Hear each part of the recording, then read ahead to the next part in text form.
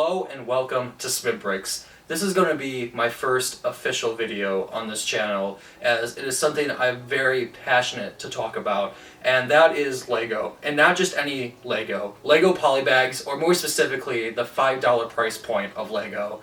And honestly, why is it so important to me specifically? But I think it's important for Lego as a brand to keep the $5 price point, and for Polybags in general. I am a huge Polybag collector here, and I love and adore every single set. I at least have like 100 Polybags or so, even more so. And this is not even like my full collection. I have them like all stored away in bins right now.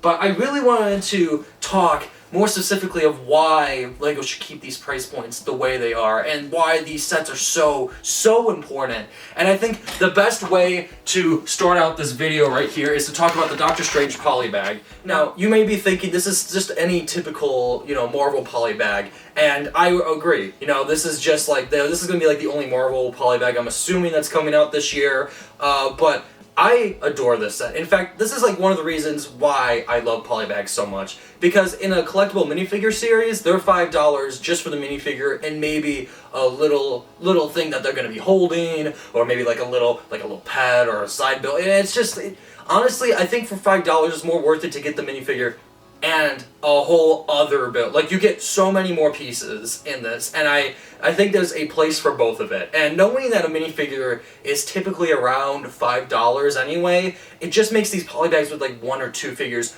that much important. And I feel like Lego at some point is going to up the Polybags and keep the minifigures at $5. This Doctor Strange has showed up in 3 sets already. It's shown up in the $500 or so UCS Sanctum Sanctorum, and he's also shown up in the Garganto Showdown, both from last year. And honestly, while Gargantos was only a $30 set, and I know probably some people probably missed out or just didn't desire the build, and for obvious reasons for the Sanctum Sanctorum, you're going to be putting down a lot of money just to get that one set, and especially just for one simple figure you can get, in a much cheaper set. That's the reason right here. That's just one of the many reasons. And I think for a lot of kids and adults nowadays, that like $5 means a lot.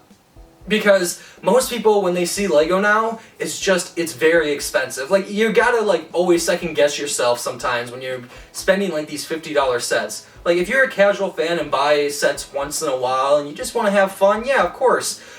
For people that buy sets all the time, you're always going to be like, is this set very desirable for me to buy at this price point? I know a lot of people look at price per piece, or maybe this is going to be a good minifigure, or for Lego investing, will this set be worth it in another 2 years and will it go up in price or double or triple even?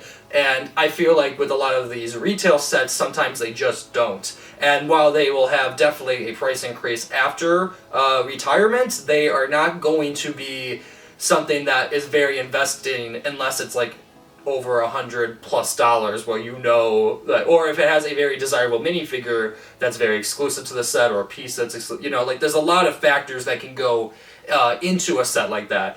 And I think with Polybags especially, you never have to really worry about that, because even if a Polybag is exclusive with gift or purchase, that's maybe the only time typically, or if they have like an exclusive minifigure and over time it goes up, but like they don't go up drastically. Like, triple the price is still like $15, so that's not terrible. The new Minecraft set, you get basically 3 figures. It's 2 minifigures, and then you get this little creature right there.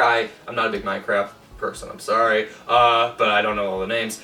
But either way, you do get essentially 2 minifigures, a creature, and a lot of extra little pieces, and like functionality. There's so much in this Minecraft set for $5 that you really do get a lot. And in fact, getting a Creeper and Steve for super cheap, I mean, these are common figures.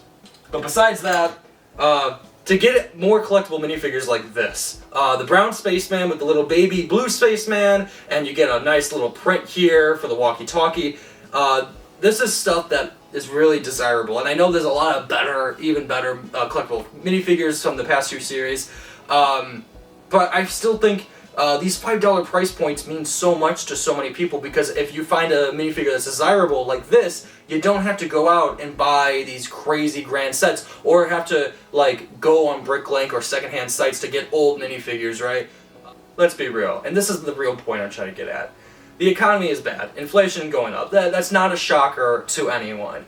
And over time, Polybags used to be, not too long ago, $4. And in fact, 10 years ago, or a little over 10 years, they were $3, right? And that's because of inflation.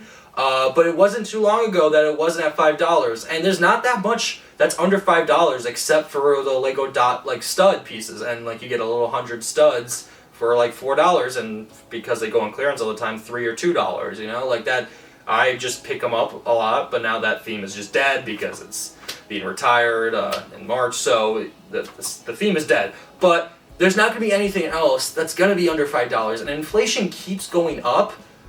We're not going to maybe have a $5 price point another like 5 or 10 years. And I think it's as important for people coming into Lego and people to keep buying Lego is these impulse buys, right? The quick little, oh, well, this is a cheap little set. I think my kid would love it. Or maybe, hey, there's a piece in here that I might want. Or a minifigure that seems desirable and I don't want to pay $100 or so to pay. Like, I think there's so much reasons to keep this $5 price point. And this video really isn't for like Lego. I think this video is for the awareness, for the reasons, and a lot of the reasons that maybe I haven't picked up and maybe you guys have reasons for why Polybags and $5 price points matter so much for Lego's brand. And maybe this isn't the best way to explain it, but this is just something I'm very passionate about. As you can see right here, these are the sets I just typically tend to go for anyway, is cheap sets. And I love to get all the Graham builds usually. Like right here, this was on an impulse one day to just buy the Naboo Starfighter because I,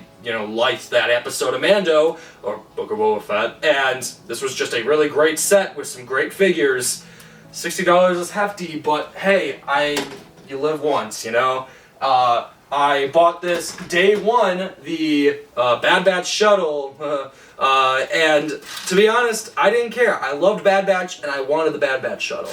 So I bought it day one, and I didn't care about the rest of the sets. And you know what? I was fine with that. If you're buying Legos, you got money, you're going to buy some of the big sets. You're going to buy the cool $100 sets, they're going to be cool, especially for the adults who just saw the new Rivendell Lego Leak. Holy crap, I can understand why you would put down $500, but for most people, that's just not obtainable, Pretty hard to justify $500 sometimes, I can totally get that, but is it really hard to justify $5?